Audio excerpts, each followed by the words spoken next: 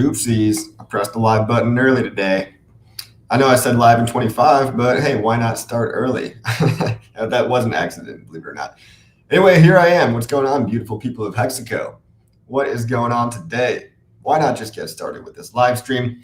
We got PulseChain V4 imminent right around the corner, guys. Huge news in the PulseChain and Hex community. If you're not familiar with PulseChain already, what are you doing? You're living under a rock. PulseChain Testnet V4, primarily the reason that PulseChain Testnet V4 is needed is that sometimes you've got to restart the network when you're making a fundamental tweak. And the fundamental tweak that Richard was making, let me say this very clearly, this is a very important update and milestone in the PulseChain ecosystem. And why is it important? Because Richard's 1000xing the inflation rate in order to essentially make validators profitable. So there's some middle steps there, right? It's not just as simple as, well, you might be asking, why does increasing the inflation rate make validators profitable? It's a good question. Basically, oh crap. There we go. There we go.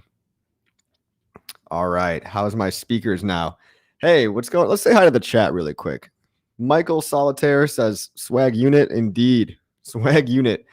TMV4. What's up, Westcott Crypto? Great videos lately, dude. Ben Hex, looking forward to V4. Sammy Pulstachio is in the house. I love that name. Sorted coffee, better. Okay, there we go. Yeah, I had to figure out my AV stuff. But guys, PulseChain Testnet V4, why do it? Why do it at all? Why 1000x the inflation rate? Well, guess what? What a lot of people don't know is that the total supply of PulseChain is going to be about, in the hundreds, 100 to 150 trillion. So the total supply of PulseChain is 1000x, roughly, the total supply of Ethereum. And when you have numbers like that, this is done for many, many reasons. One of them being unit bias, right? It's much, much cooler to have, 50 million PLS tokens than it is to have 7 Ethereum. You know what I mean? So unit bias allows the price to pump harder and faster, as we saw with Hex, as we see in most coins like, Matic and stuff, where people can just conceptualize easier having whole numbers of things. People like having full decimal values of things. Nobody likes to say, I'll 0.007 Bitcoin. That's why they're trying to shift the language in Bitcoin to Satoshis. They're all about stacking sats over there. So unit bias is a proven thing that actually works, that matters. And if it didn't matter, well, then the Bitcoiners wouldn't be trying to do it as well. I mean, they're trying to copy the idea because it works, right? Stacking sats doesn't really sound that cool, right? But I guess it still sounds cooler than saying I have 0.003 Bitcoin. That's not, people like full numbers, and that's just simple psychology.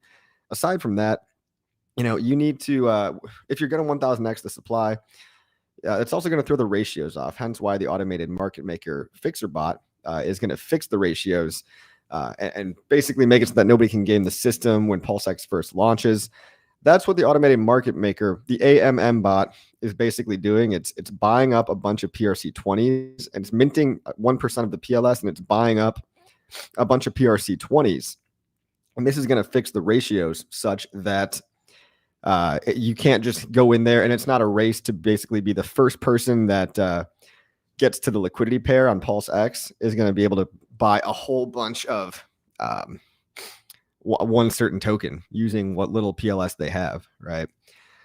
Because let's say the ratio is 1000 ETH to 10 million hex. Well, that sounds like a pretty good ratio. It's like 100 ETH to 10 million hex. That sounds like a pretty good ratio over on the Ethereum side of things, because 100 ETH is worth, many, many thousands and millions of dollars.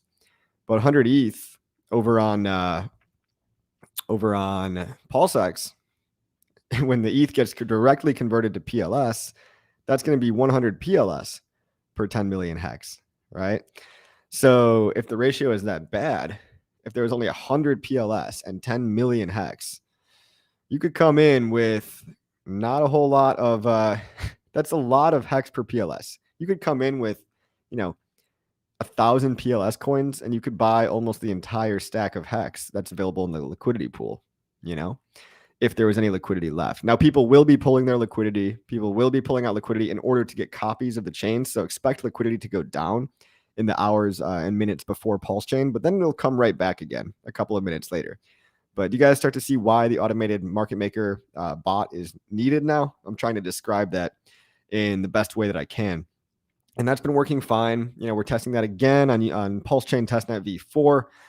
But what we realized when testing on PulseChain Testnet v3 is we realized that the validators weren't very profitable. The validators were only making 0.3% APR, which is not that much APR. Now, if you're not making any money being a validator, you really have no incentive to help decentralize the network. Now, in PulseChain, we do have a lot of fanatics, myself included, that would probably run a validator even if it cost them money, even if they had to operate their validator at a loss, even if their uptime costs for hardware and electricity were less than the amount of PLS they were actually making, there would still be probably thousands of nodes in the system. But Richard wants more than that, apparently, and that's a very, very good design decision, because he's saying that we can't simply rely on the goodness of people's hearts in order to validate on PulseChain. We need to make it an attractive, compelling offer, and we need those validators to actually be making some kind of a yield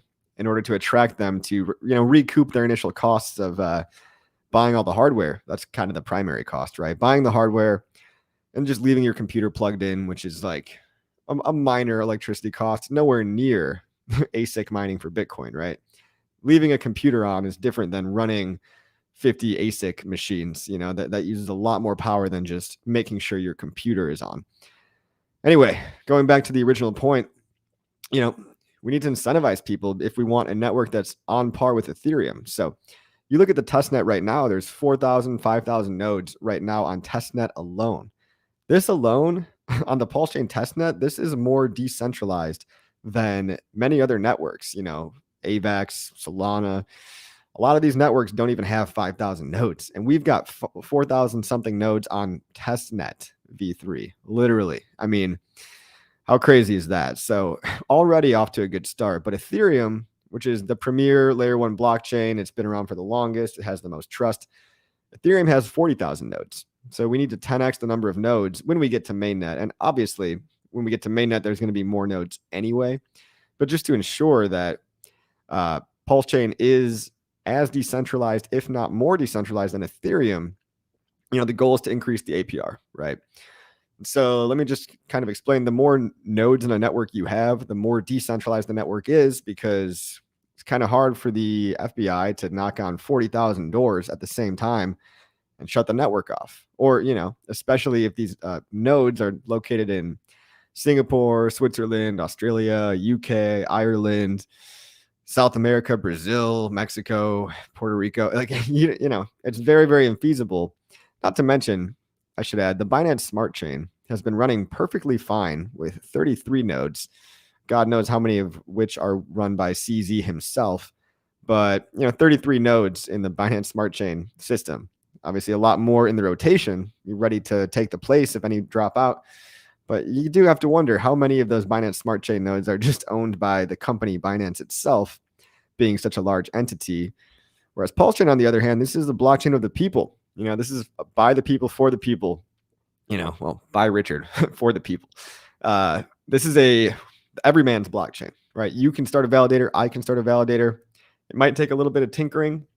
It might take a little bit of Googling about what scripts to run, which hardware to use, how to get your Prism and Lighthouse client working, your Aragon, your Geth, or your Go Pulse nodes.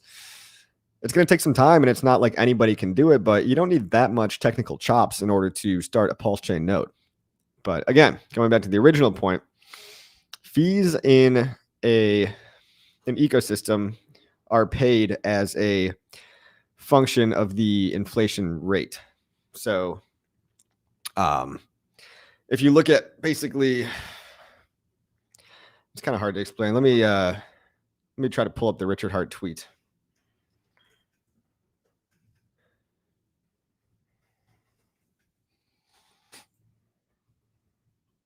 So fees in the system are a function of the inflation rate. So if you 1,000x the supply, I mean, Richard just took a ballpark guess, I think, that you also should maybe 1,000x the inflation rate, because that way validators are more profitable because fees are higher.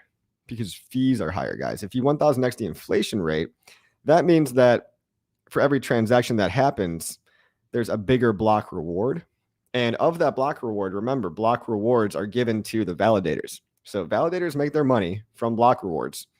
Right now, block rewards are very small. What do you do to make block rewards bigger? You increase the amount of rewards per block. How do you increase the amount of rewards per block? Well, you just need to increase inflation in the system. Now, because there's already 1,000x the supply of PulseChain versus Ethereum, inflation in the system is very, very, very, very small. So, it's by 1,000xing the inflation rate, you're really not doing much to the overall inflation in the system. You're just allowing block producers to get a little bit more PLS, which in turn will estimate, well, Richard says it's estimated to take the APR from, 0.3, 0.4% APR to 3 to 4% APR. That's a whole digit, 3 and 4%. Now, if people can make 3 or 4% a year versus 0.3 or 4%, that's a lot more attractive and compelling to do. So you get it. So that's how inflation rate is actually related to block rewards, because it is directly related, right? But there's some steps in between that I don't think people realize. Now, is this going to change the gas fees for users? Yes.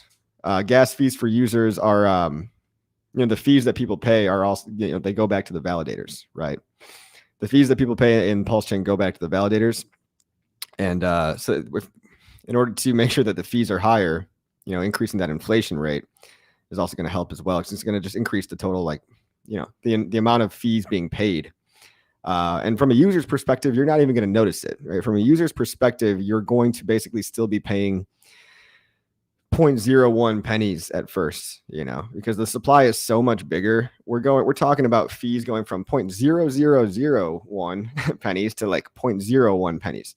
I think people can handle that. I don't think people are going to really start complaining about transaction costs until costs are over $1, and that's a 5-6 year from now problem. By the time we have that problem, guys, we're all going to.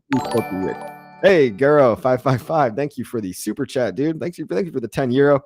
Hex to the moon. That's great. That's a great slogan. Yeah, I'm already up on the moon, guys, and I can't wait to see you guys there. I am just thrilled. I'm thrilled on where things are going. I mean, it just feels like it's unstoppable. It feels like we've already won. It feels really, really beautiful.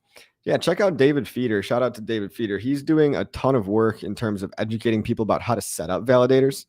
Look up David Feeder on YouTube and Twitter. He's got some of the best tutorials around about, how to recover your Gnosis staker app wallet and onto Hedron. He's got great videos on how to be a validator. He's usually first to all of the technical stuff that people like me kind of, I'm a little bit noobish, but I rely on this guy's videos a lot to walk me through some technical stuff. As long as you can read and you're confident in your ability to tinker with stuff, don't be scared, guys. Don't be scared of the command line. It's really not so bad. I mean, the more people that do it, the merrier. And hey, if I'm staking 32 million Pulse in a validator, which I plan on probably doing, I kind of want to make money for doing so. Yeah, it would be okay if I didn't make money, but I want to make money. And that all comes full circle. That all comes back to what I was just talking about. That is the reason for PulseChain Testnet V4, because you can't really just, you can increase the inflation rate like on the fly. You can build the plane as it's flying, but it's easier to see, the results of the APR by just restarting the network with a higher default inflation rate built in. Okay. So that's what it's going to do. That's what it's going to do. That's the point of V4. It's not like anything critical is like breaking or anything like that, but sometimes you just need to restart the network for certain fixes, and you can really get a sense of, did this work or not, rather than trying to adjust the inflation rate and then waiting 6 more months to see if the average APR changes or something. So yeah, we're sooning so hard. I have never sooned harder. I'm sooning my pants. It's everywhere, guys. I got soon everywhere. Win soon. Win soon. Soon. The Soonor. Yeah, can somebody paste me the Soonor meme? The Hex Soonor. Here, let me show you guys.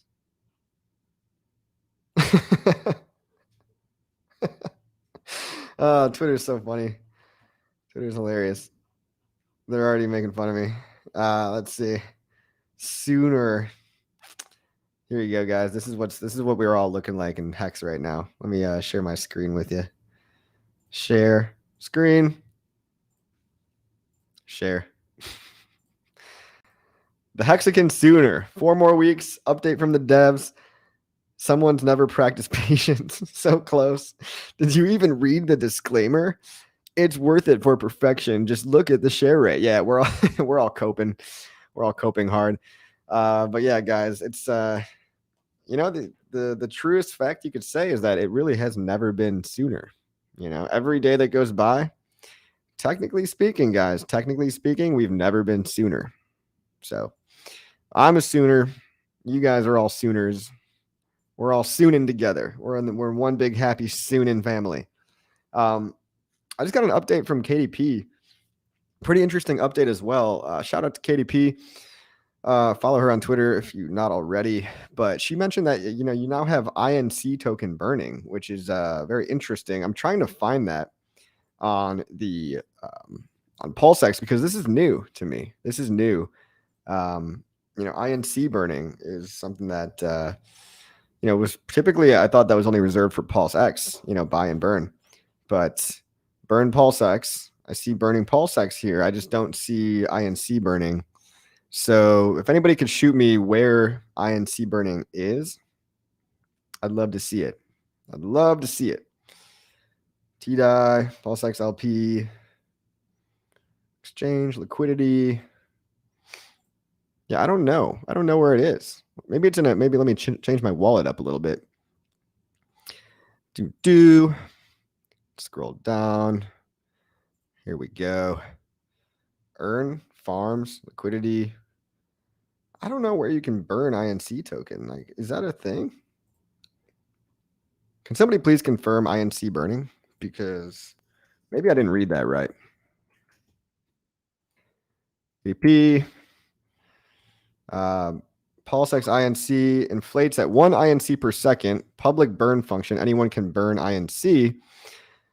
So that's interesting, right? It inflates at 1 INC per second. If there was a burn function, I could see this giving kind of the artificial scarcity narrative to INC. Because let's be honest, guys, I'm like, INC token, I wasn't the most excited about that. But if it all of a sudden had a burn function, it might kind of create this perception of scarcity in the ecosystem because people have the option to burn it. And if you have the option to burn it, but you're choosing not to, doesn't that mean that you think it's valuable if you're choosing not to burn it? No, that's kind of a weird trick. If that's true, it's a weird trick. But yeah, burning INC removes sell pressure from INC itself. But I should also mention that the INC token itself was a method to, here's why the INC token existed, guys. So you got PancakeSwap, right? You got the cake token, and the cake token did pretty well. Cake token did pretty well, but it didn't do as good as it probably could have. So they made PulseX a little bit differently. They separated the INC token from PulseX because in PancakeSwap, cake token is paid out to liquidity providers as a reward, but it's also got the buy and burn function. PulseX, it's got the buy and burn function and all that.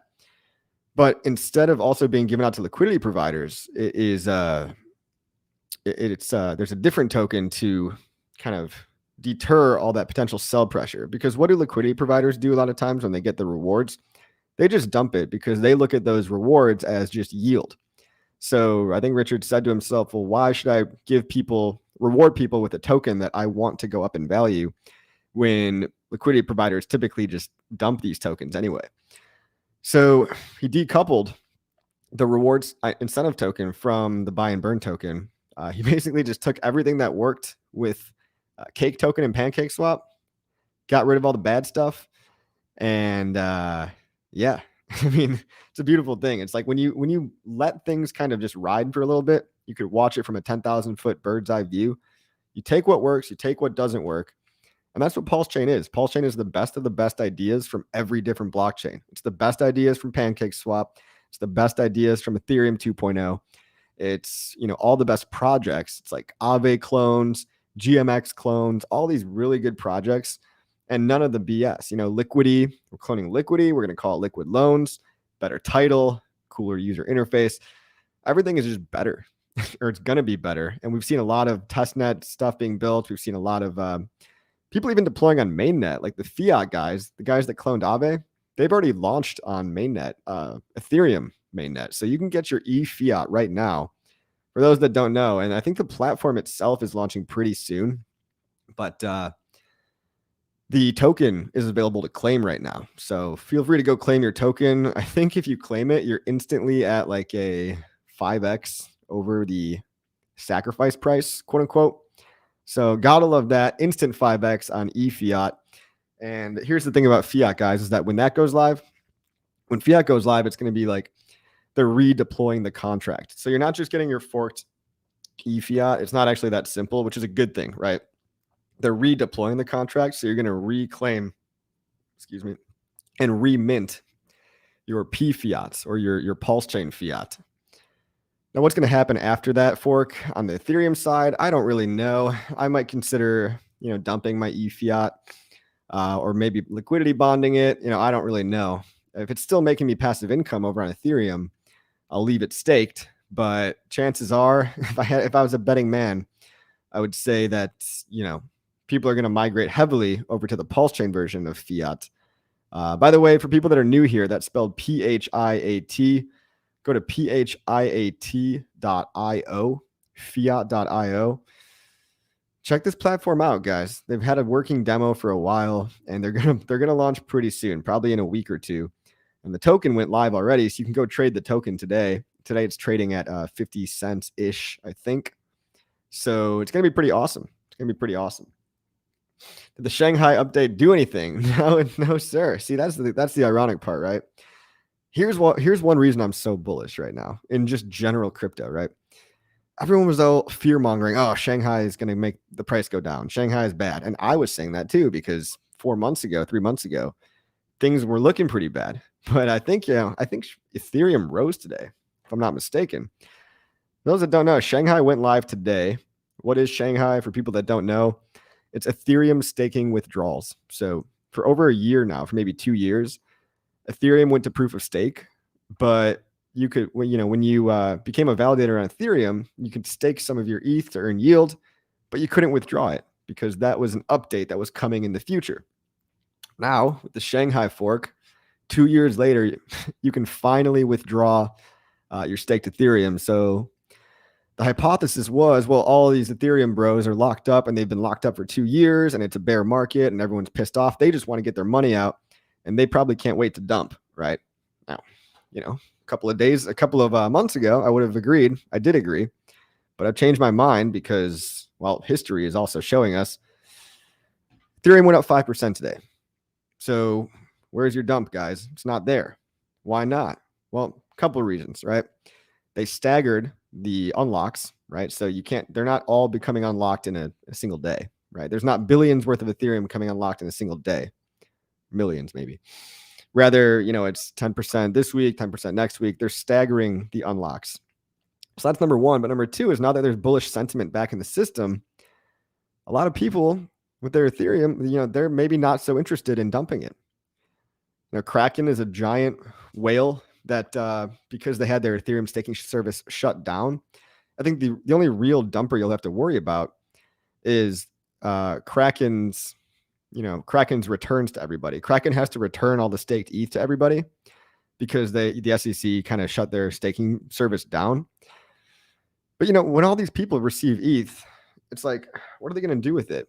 A lot are probably going to dump it. Yeah. So, if there's a red candle or 2 or 3, I still wouldn't be surprised to see a couple red candles, but ETH pumped today.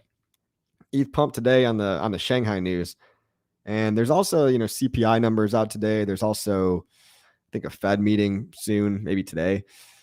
The macro still kind of matters, but it's getting old, right? People are getting tired of the game. People are like, all right, rate hikes have probably stopped, or they're going to stop raising so high because all the banks failed. Maybe they'll cut rates later in the year, maybe September, October. But until then, that's just crypto is a weird thing because it reacts so quickly. It reacts quicker to news and sentiment than even the stock market, and especially faster than real estate. So crypto's this thing where it reacts so fast.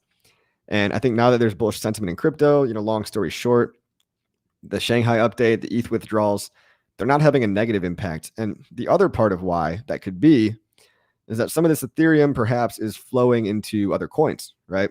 Now all these people, they've got all their Ethereum back. They're like, okay, yay, I've got, 32 Ethereum in my pocket. Instead of thinking dump it, now they're thinking, let's go shopping, right? Let's pick out some altcoins, right?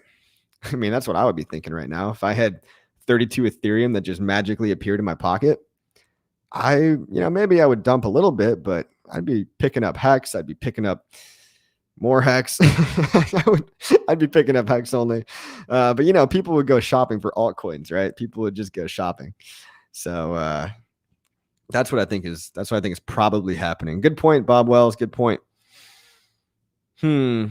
What else is new in the ecosystem? Guys, I'm really curious about this INC burn function. INC burn. What is that? Anyone can burn INC. Can somebody post a screenshot? Because I'm not seeing that, and I don't know what I'm doing, but yeah, I don't know. What's going on? Let's see. Did I miss anybody? Anybody got any super chats or anything? I'm in crypto to beat inflation. Governments are out of control spending. That's really correct, Ben. I couldn't agree more. Your purchasing power is being devalued every single day by a group of people you didn't elect, pretending to be federal. It's actually a private company, printing money to oblivion to cover their own mistakes, and then blaming you, the customer, for spending too much money through the news media outlets, which they also own. So if you want to know why the banks failed, it's basically because Powell raised rates too fast. This cut the price of bonds. Couple of Peter Thiel scared everybody in Silicon Valley. They ran to withdraw their money at Silicon Valley Bank. Nobody was expecting that. Silicon Bank had 93% of customers that were over the FDIC insurance limit, which is just god awful. Terrible, terrible way to run your bank. Not to mention they had 0% reserve requirement rates ever since COVID. 0%, meaning Silicon Valley Bank was not obliged to actually hold any money on behalf of Silicon Valley customers. So when they went to withdraw their money, even if 0.5% of all customers went to withdraw their money at the same time, that would trigger what's called a bank run, which is how Silicon Valley Bank failed. And what that did, it failed because raising rates caused fear caused withdrawals. The bank was then left with bonds that had been devalued because of the very rate hikes that scared everybody. So the banks were unable to cover these depositors and make them whole again because they didn't have anything to sell for money. They didn't have any money. They had a bunch of bonds, but those bonds went way down in value. And so it's not like they could sell the bonds. So what ended up happening is they tried to sell some of the stock. The stock plummeted. And right now they essentially offered a program to these failed banks to be able to take out a cash advance loan from the Fed on the value of their bonds at par, meaning the value of what their bonds were before the bond price crashed. So they kicked the can down the road for these three banks. They gave them a 1-year loan, and the banks are going to have to pay off that loan using what exactly? More customers' money. More customers' money. So go ahead and trust the banks again. Put your money back in there so that those banks can pay off the loans that they got lent for not being able to pay the customers back in the first place. The irony is not lost on me. But, guys, there's a lot of good banks still out there. There's over 4,000 banks in the USA. And just because 3 of them failed, well, 2 of them failed, 1 of them got choked out. They're not going to tell you that in the news. 2 banks failed. They kind of deserved to fail. Silvergate failed because they were tied with FTX. Silicon Valley Bank failed because, let's be honest, the tech industry, the Web 2.0 industry is oversaturated, over exuberant. All the funny money printed during the pandemic, all the quantitative easing flowed into the latest pizza tracker app. And, nobody really cares about a lot of these billion-dollar unicorns that have, $1,000 ideas. There's a lot of billion-dollar companies out there that aren't really doing much to change the world. And so these overvalued tech companies, Facebook, Twitter, Apple, all these companies. Twitter fired 70% of its workforce, 75%, I think. and they're working better than ever. They have more daily active users than ever before. So Elon Musk trimmed the fat over at Twitter from, cutting out all the, all the project managers and whatnot. And I was a project manager too. All the people that were just, working from home, getting their lattes in the morning, logging in at 10 a.m., logging out at 3 p.m., walking their dog for an hour at lunch, sending a couple of emails. I should know because I was one of those guys at my old tech company that I used to work for. It was getting so bad that, what almost drives you more crazy than having too much work is having nothing to do and no purpose and just feeling like you're just this cog in a machine that you're just there to keep up appearances, right? That was what I felt like at my old company. I was just there to kind of fill a hole, in the company, to portray to our clients that we are confident and we know what we're doing, right? I was the middleman between the business people and the tech people. So I would translate between business speak and tech speak, long story short. But what did I really do? I sent emails, messages, organized things, prioritized things. I was working maybe 3-4 hours of real work a day. And the other 4 hours I was banging my head against a wall because I didn't have any outlet. That's when I decided to get into crypto, right? And get into all my side hustles and stuff. The reason I was able to have those side hustles was because my day job was driving me insane. But yeah, that's the tech industry for you. Great. It's a great route, really. If you want to work in tech and have a side hustle, the tech industry is very cushy sometimes. It's very, very cushy. So, being in IT and stuff, it's all kind of just a charade that we're playing. We're all playing this game where we pretend to work more than we actually do. But luckily, you can choose to do something else in your free time. Not scrolling through Instagram, not playing video games, but you could start a full side business at your day job these days. Now, that might be against your employee agreement, but hey, I won't tell. Play guitar if you're in tech. Yeah, you get a lot of time to play guitar. Elon is okay. Someone's on the Elon hater train. It's trendy now all of a sudden to become to hate on Elon when he's probably done more than any of us combined in his life for society. I love how it's trendy to hate on Elon. You guys realize how you sound with that? Like, you're just like, it's almost like the I support the current thing, It's like, oh, I hate Elon too. Yeah, bro. Like, no, I'm not on that train, guys. I respect the guy. He's not perfect, but he's a human being, right? He's a human being. What's up, Elon based? Yeah, I think Elon's actually kind of based, to be honest. Last time Bitcoin was at 30K was in late May 2022, and HEX was at the same price, like HEX exactly. And 2 out of 4 other times Bitcoin was at 30K, HEX was lower price, not higher. Your statement is false, pleb. Oh, you're responding to somebody. I have no idea. I haven't been following the chat, guys. How's everybody feeling? Are we feeling good? Hope we're feeling good, guys. We got 400 people in the chat. Any questions about the state of cryptocurrency, where things are going?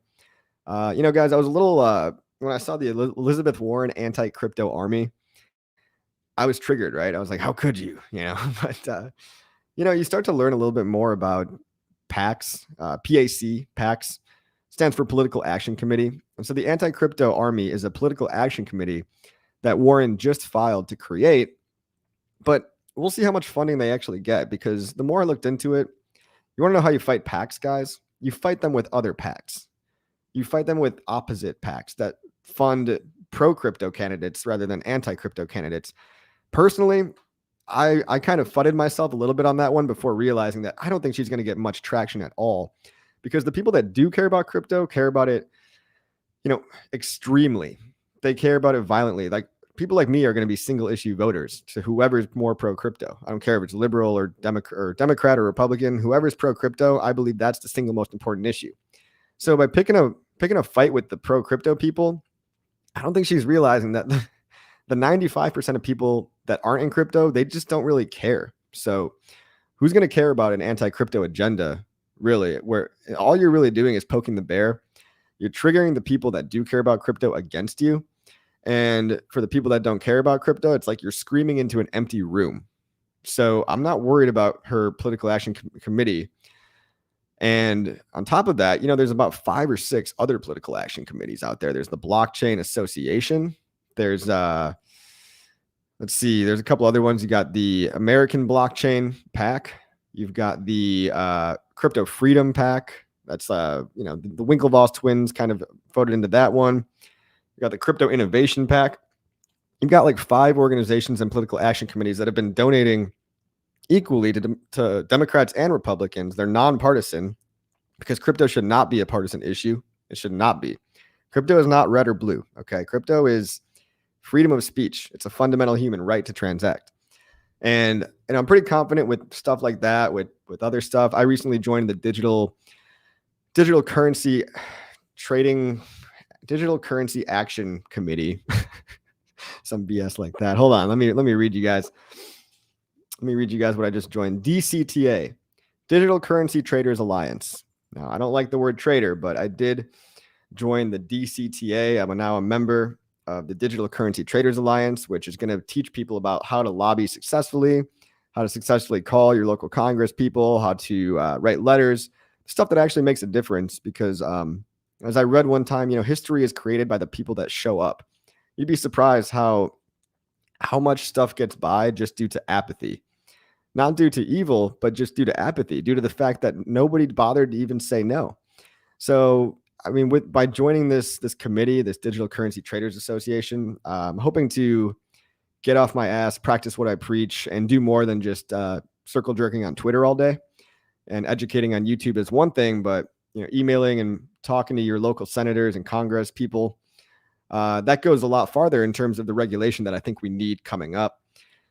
Because we really need to foster, in America at least, we need to foster a positive political environment for companies to thrive, for people to be able to innovate. Other countries are currently in the lead. Singapore is kicking our ass right now. And we've got the CFTC and the SEC can't even agree on what cryptocurrencies are. They don't even give people full guidelines and regulations to sign up. Companies like Kraken and Coinbase, doing the best they can to abide by the rules, are still getting sued and slapped in the face, and it's offensive. And it's enforcement. It's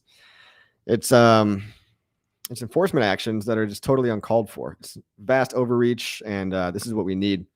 So I'm going to try to start doing what I can in terms of local government, maybe joining these action committees. And you can even look and fund. If you're a rich crypto bro, you can fund a political action committee and donate money to politicians, because again, the way that you fight money is with more money. Things are corrupt, yes, but if you want to play the dirty game of politics, you fight money with more money. And I don't think they realize how rich a lot of us crypto people are. Elizabeth Warren's going to have a tough time, in my opinion, getting anything done when you've got the likes of Winklevoss twins, Brian Armstrong, the whole Ripple team, all these big guys and big players. And then you've got people like even Ben Armstrong and Wendy O. They're, like them or hate them, they're taking action politically to make a better world for you guys in America to do your crypto stuff. So yeah, that's where I'm at right now in my whole research on the political front. More to come on that, guys. More to come on that. Sandy Beach, I'd vote for coffee. I would never run for office, but thank you, sir. Thank you, sir. Citizens United declared money as free speech. And yes, I totally agree. It should be.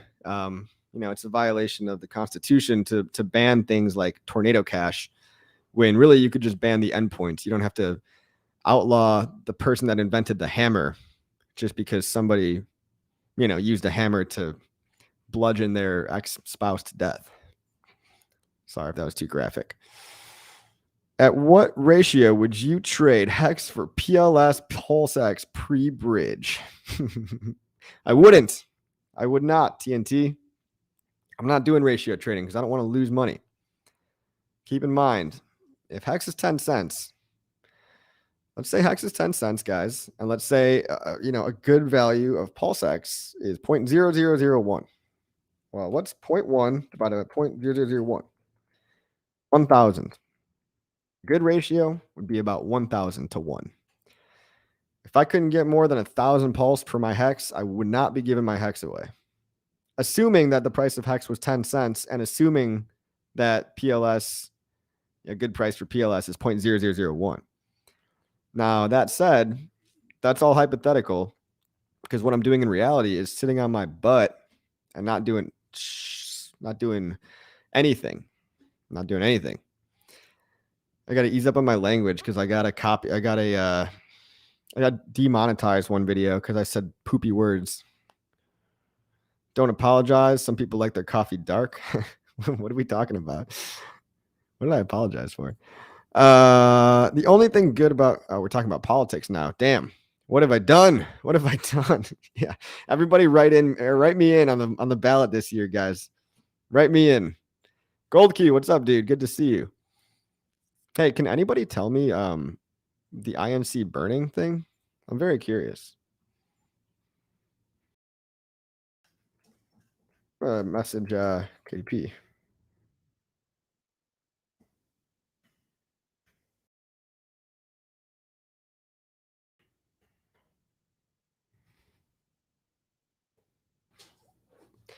That'd be pretty cool if INC was burnable.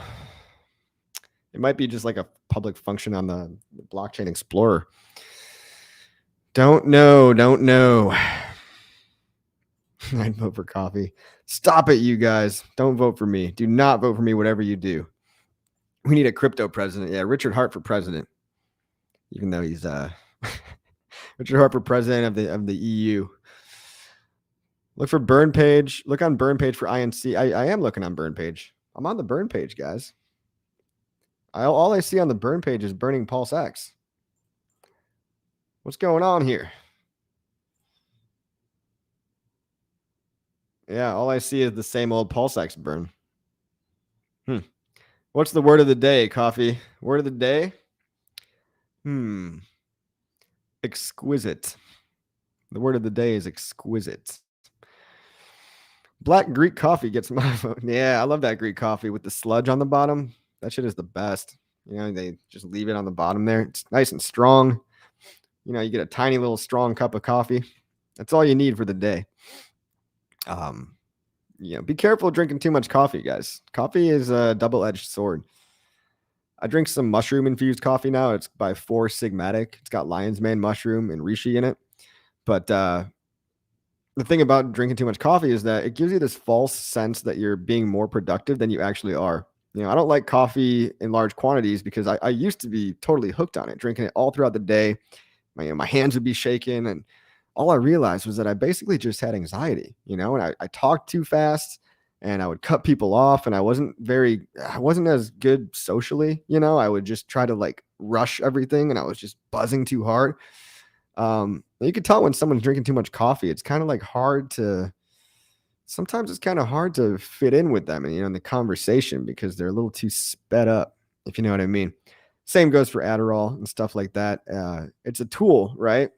You know, coffee, Adderall, whatever, in very, very small amounts, only when you need it, right? So that's the thing about coffee. I switched to tea. I drink tea almost every day, usually after a meal, and it just keeps me going. Yeah, coffee and Adderall. Lol. Astro says green tea is great. Yeah, green tea, all kinds of tea, even black tea. It's still got less caffeine than coffee, even though black tea is more caffeinated. When it comes to caffeinated tea, matcha and yerba mate, those have the most caffeine. So just be wary. You know, you might think you're drinking tea and it's better, but if you're drinking matcha, that's actually sometimes got more caffeine than coffee. So just be careful. But you know, the other polyphenols in tea, there's other things like theanine that help take the edge off of the caffeine buzz. And I think tea is just good more holistically because all of the ingredients are symbiotic, right? They sync with each other very well. That's what I like about tea over coffee. Even coffee, though, you know, there's been studies showing that coffee is not that bad for you. It's just you gotta limit yourself, because one, you'll just get addicted to the caffeine. You need more and more and more. But two, you get this false sense of security, right? This false sense that, oh, I'm doing so much more, when really you're just like scrolling through Twitter twice as fast. You know what I mean? Fast, I'm doing crystal meth in my coffee. Don't do drugs, drink coffee. I love that. You know, how ironic is it, you know, the anti-drug movement, when like you can only do the state-sanctioned drugs. Caffeine and alcohol are totally fine. Those aren't drugs. It's coffee. It's not a drug. Drugs are bad. Alcohol, Well, if alcohol was a drug, then why would they say drugs and alcohol? Stupid. Don't be dumb, guys. Don't fall for the propaganda. Alcohol's the worst drug of it all. It's terrible. Honey ginseng green tea is wonderful. Nice. A wild SJ. Yeah, I love this quote, dude. I say this quote all the time. Everything in moderation, including moderation. Guys, sometimes a little crypto coffee likes to go out and drink alcohol. Oh no. But look, I'm, everything in moderation, including moderation. If there's something to celebrate, if it's a nice sunny day in Chicago, go by the lake, hop on a boat, have a few beers. Yeah, alcohol really is technically a poison. It is a poison. A cool company would be Crypto Coffee, acceptable. That's a good one, Crypto Keeper. Okay, for people that don't know, the reason that the name Crypto Coffee comes from an old coffee company I used to have where you could accept crypto payments for exchange for coffee.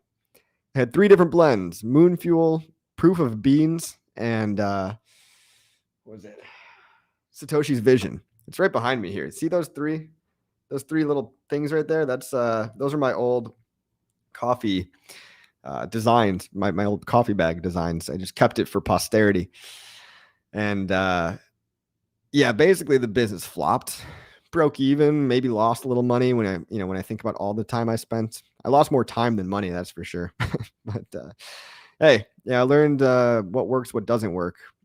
Selling goods sometimes better than selling services, but guys, info products is where it's at. If you can design an info product, that's probably the best possible ROI. There's no physical delivery. Sell your brain, sell your information. That's super good. And you can do that at scale too. So it's not a service, but it's like a service because it's just, pre-recorded, content. Online education, info businesses, you can spread your message, you can help other people. You can, have that reference back to what helps you, what helps everybody else. And there's no shipping. There's barely any chargebacks.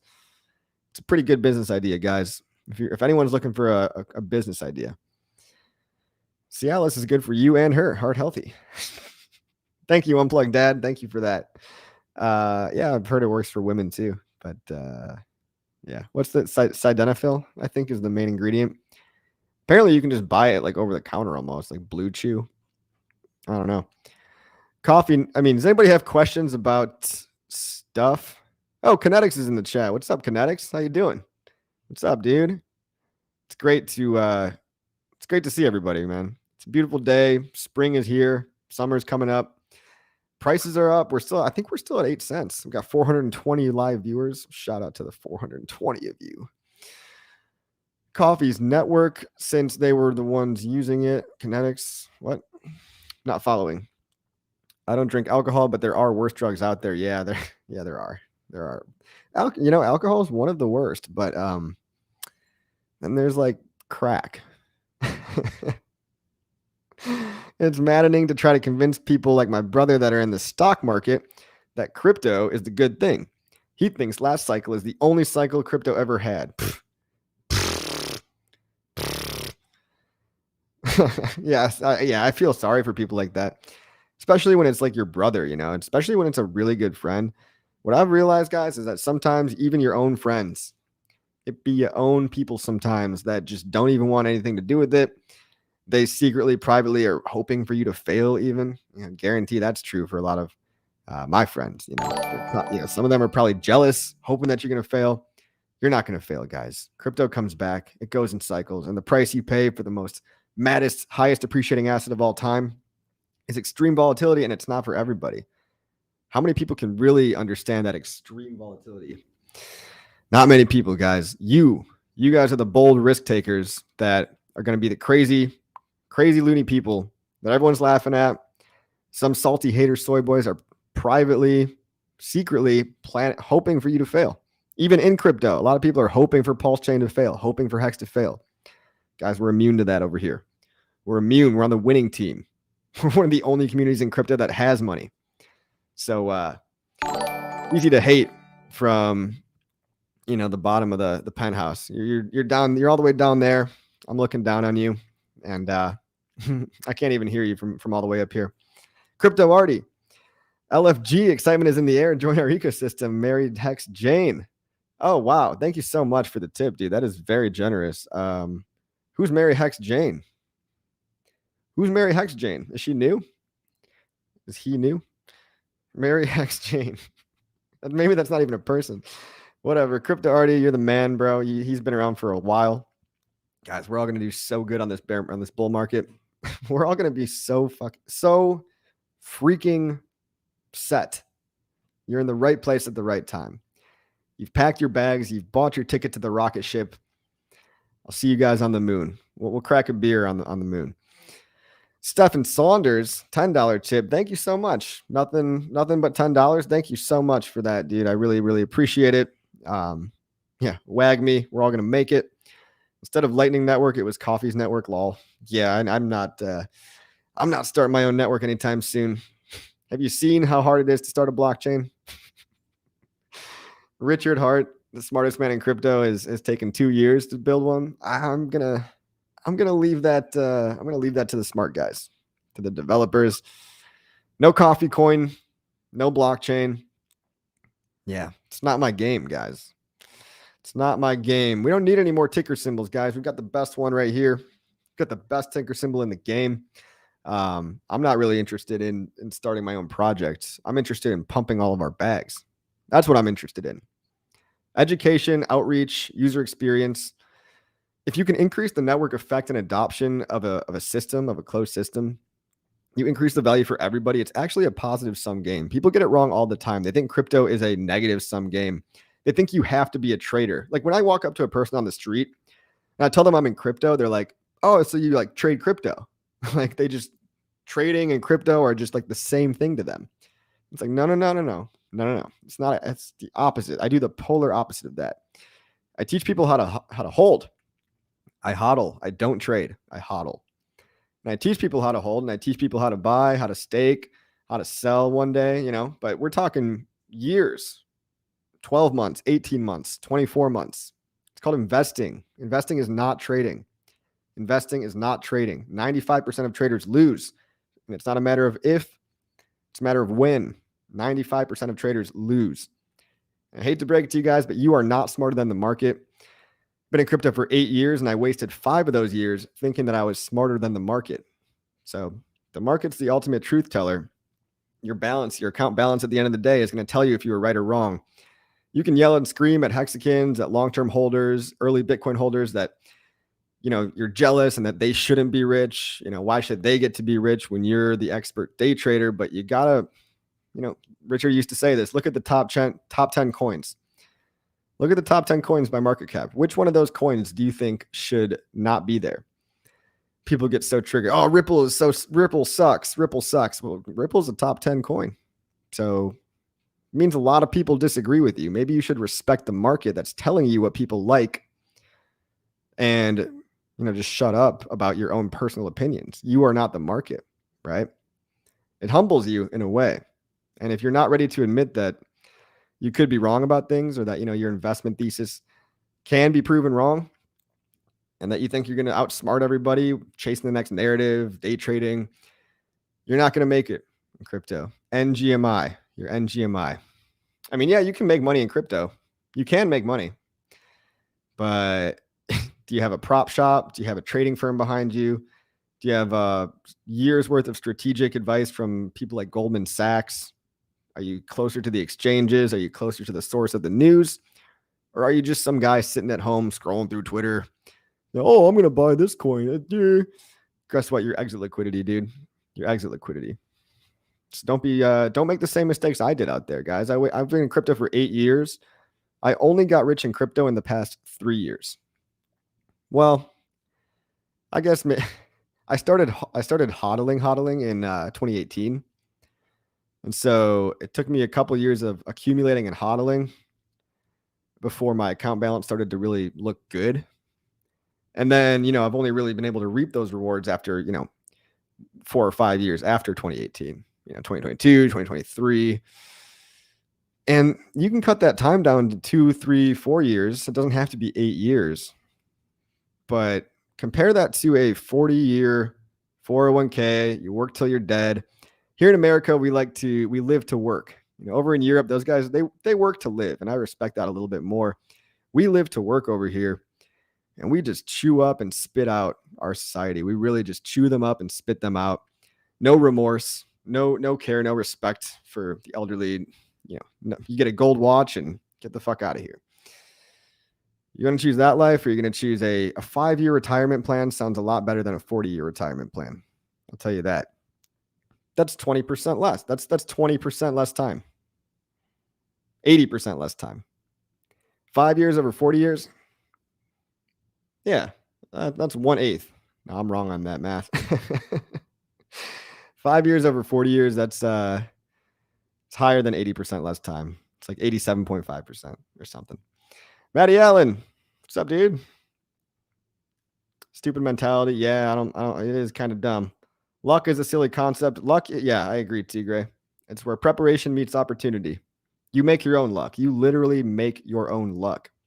If you don't educate yourself and put yourself in places that expose you to opportunity, you can think of opportunity like it's a sphere, right? Like it's a ball. This ball is all your knowledge. This ball is all of your education, all of your competencies, all of your skills.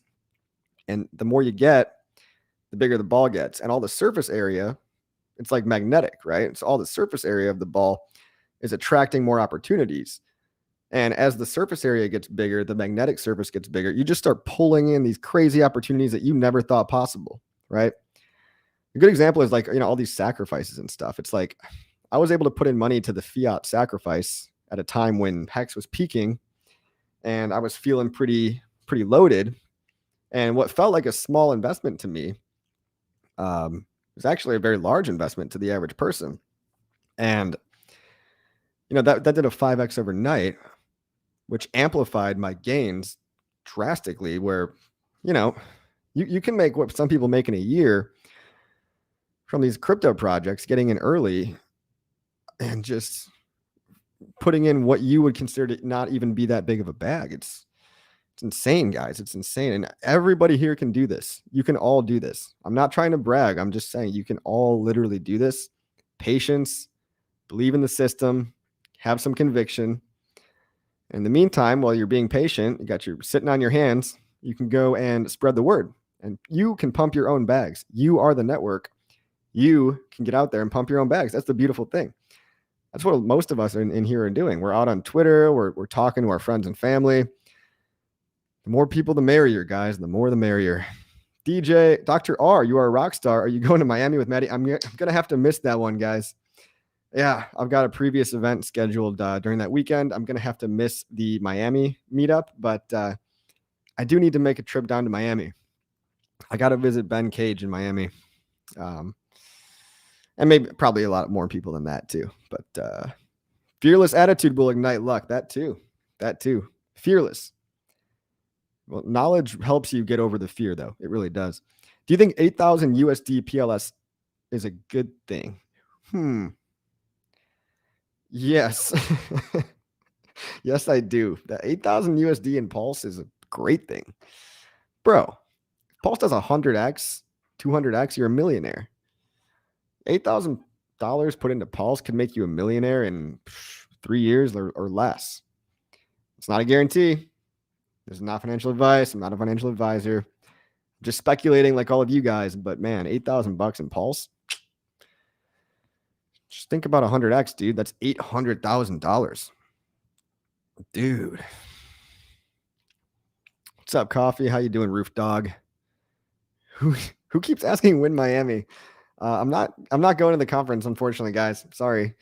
Probably have to make it out to Miami at a different time. Morally, yes, and monetarily, yes. What projects are on your radar now to get in early? Well, I haven't really seen anything lately. I mean, if I'm getting into something, I will tell people, right? Like when Fiat launched, when Fiat had its sacrifice phase, I had a live stream with the guys from Fiat. And at the end of it, they were like, oh, by the way, you have 1 day left to sacrifice. And I was like, oh, shit. So I FOMO'd my own self into that stream. That one was interesting, right? Famous was another one. I had the guys on my live stream. I talked about it. I learned about it. And I told people at the time, yeah, I'm gonna join this sacrifice. So usually when I see projects that I like or that I want to sacrifice for, I'll try to talk to them publicly, or I'll at least, say something on Twitter or something. You'll know. I don't try to hide these things, right? I don't try to like keep it a secret. I want everyone to get rich too. But right now, I don't have much that I'm is going to be game changing. Are you going to the Chicago RG3 tour event? Of course I am, Sandy Beach. Of course I am. It's right outside my, all I got to do is walk out my door. I'll see you there. Crypto Keeper, thank you for the tip, bro. Thank you, coffee. Here's some money for coffee. I love that. Thank you so much, man. Glad to be a part of this community and still gauging the timelines, but I've been a big fan of yours since 2021. Crypto Keeper, I'm a fan of you too, man. Thank you, bro. I hope you get filthy, filthy rich beyond your wildest expectations.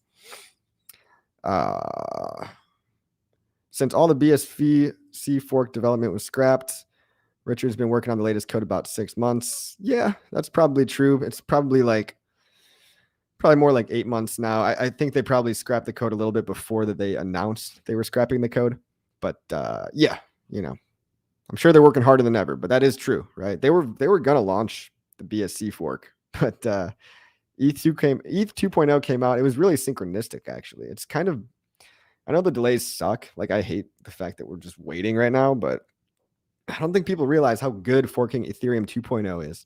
Like, it's so much better than forking Binance Smart Chain.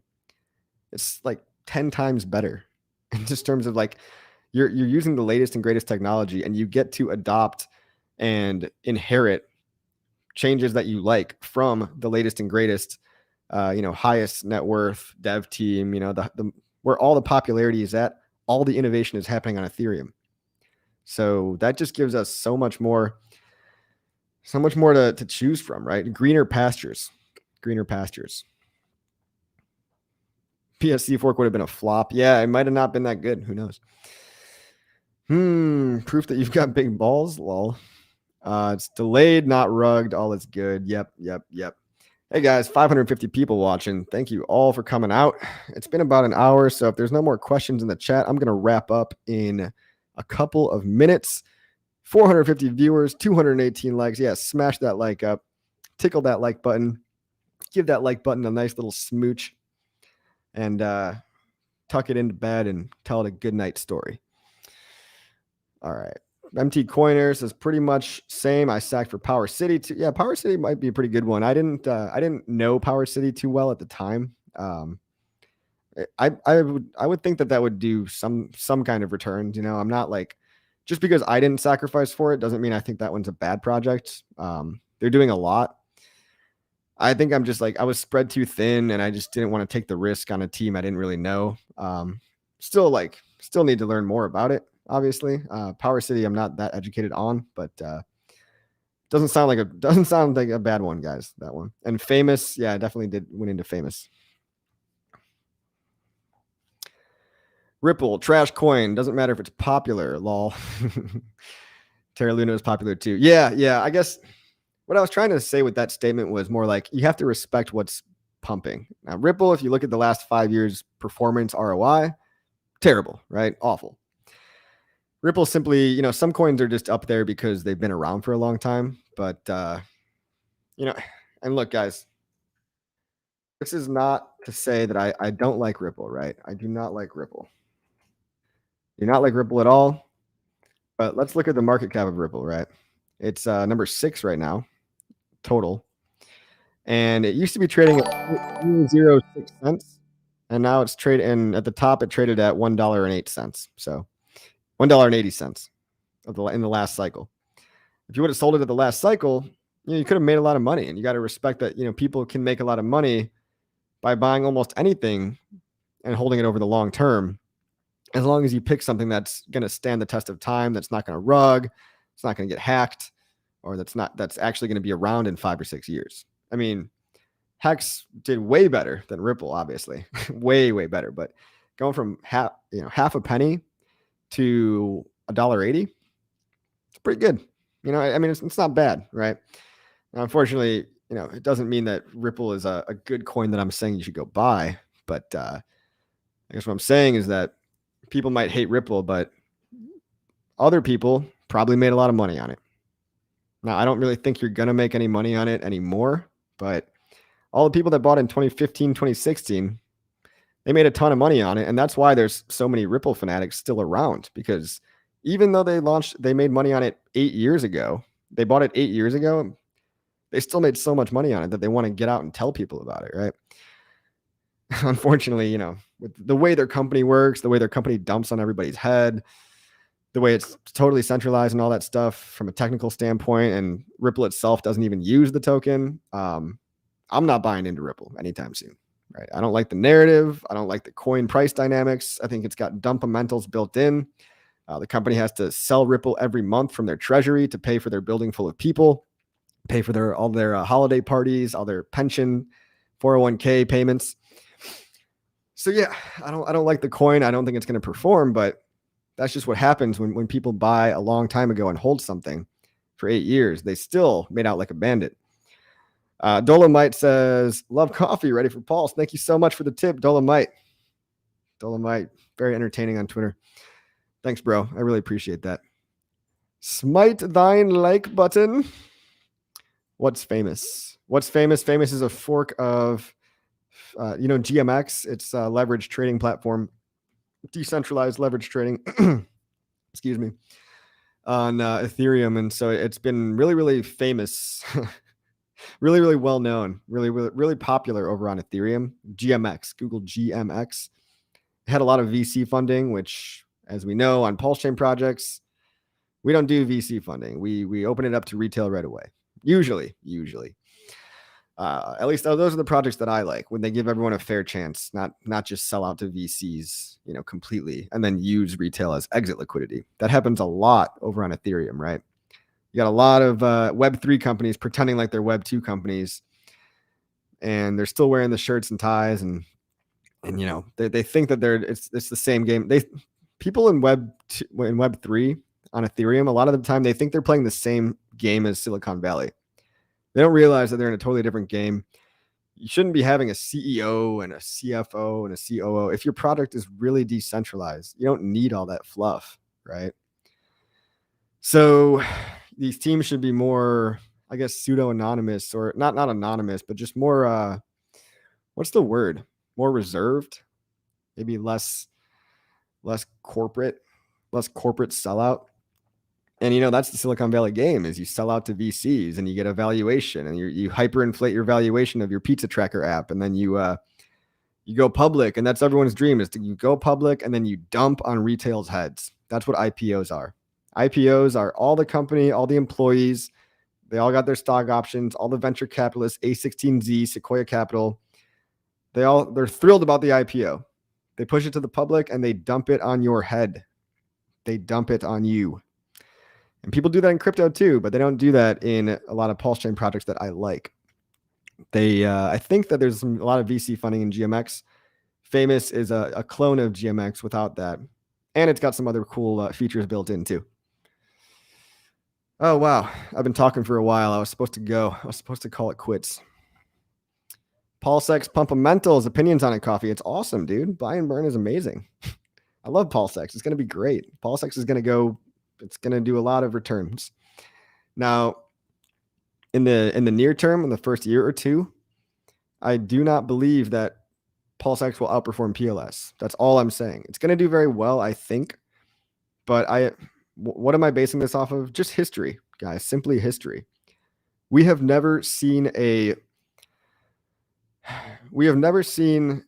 application layer token outperform a layer 1 native coin on any of the past layer 1s.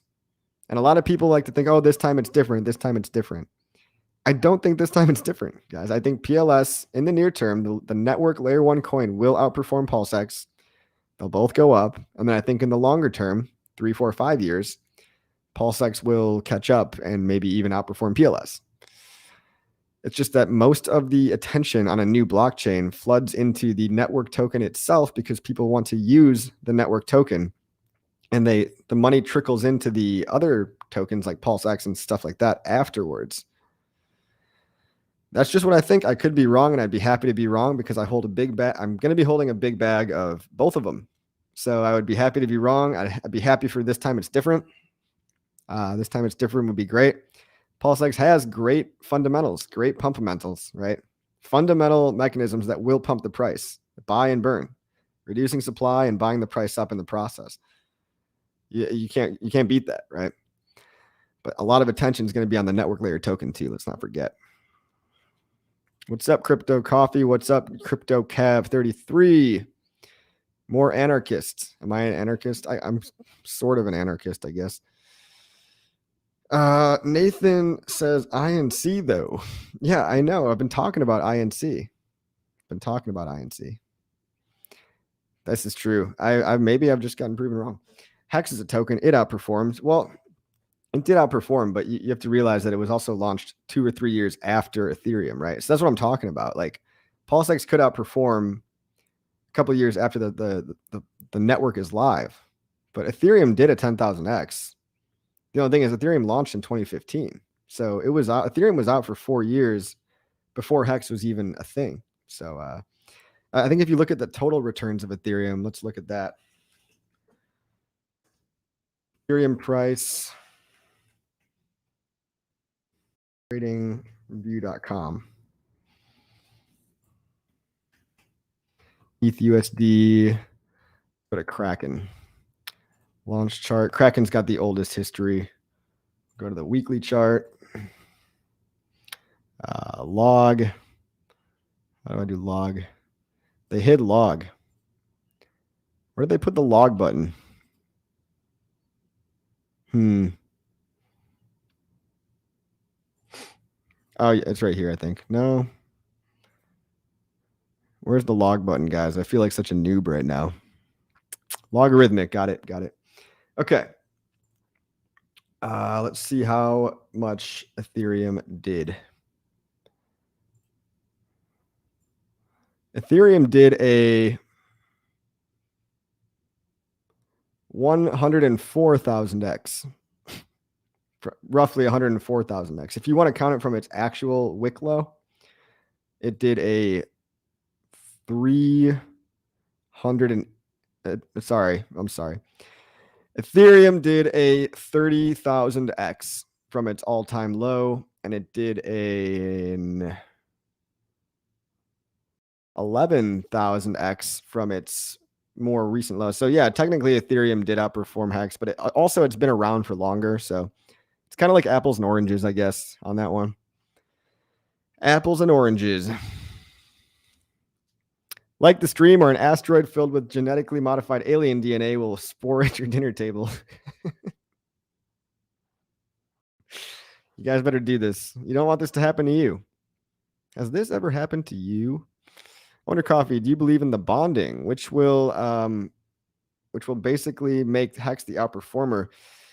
Haven't seen you live for a while. What's your stance? Yeah, bonding will help both prices go up together. I don't know if it's going to be enough to get all the attention off of PLS on PulseX. Like, you got to think people's attention streams are split now 3 ways, and that means their financial energy is also split 3 ways.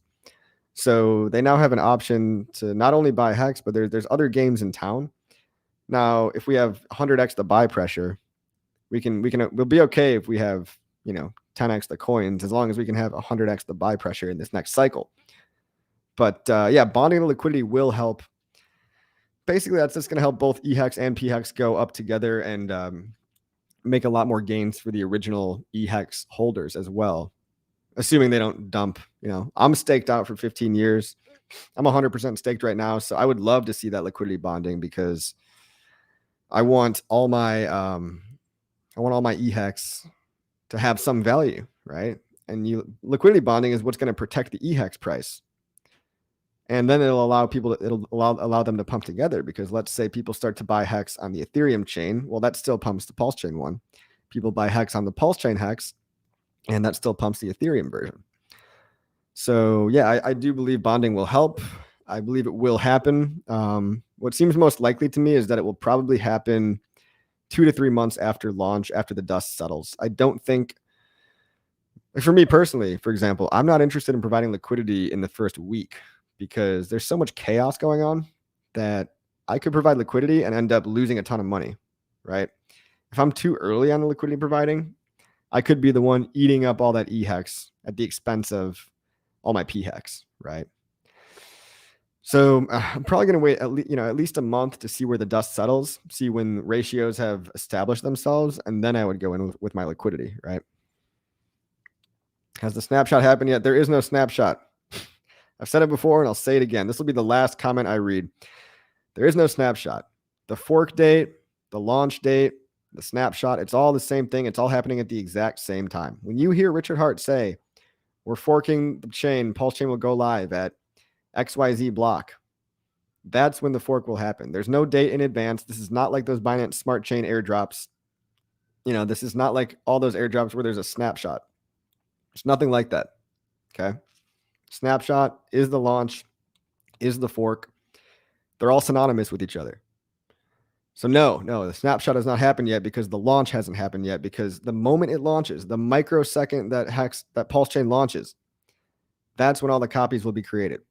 If you're not holding your keys in your own wallet that you own the private keys to, you're not going to get any coins, any copies of any coins. All right, guys, smash the like, rub that like button like you mean it, make it feel good. And bullish on sporking, me too. Guys, you're all awesome. Johnny, chaos is everywhere. Welcome, Johnny. I'll see you guys all in the next one. Like, subscribe. If you're brand new to crypto, feel free to check out my course. And if you are a repeat subscriber, if you want to hang out one-on-one, I do have a Patreon as well. All right, guys. See you on the next one. Oh, shit. Sorry. Okay, we got one more. One more last minute tip. 55.55 from Hex to the Moon says, let's go PulseChain. Fire emoji. Thank you so much, dude. That's a huge tip. I really do appreciate that. Thanks, man. Bye-bye.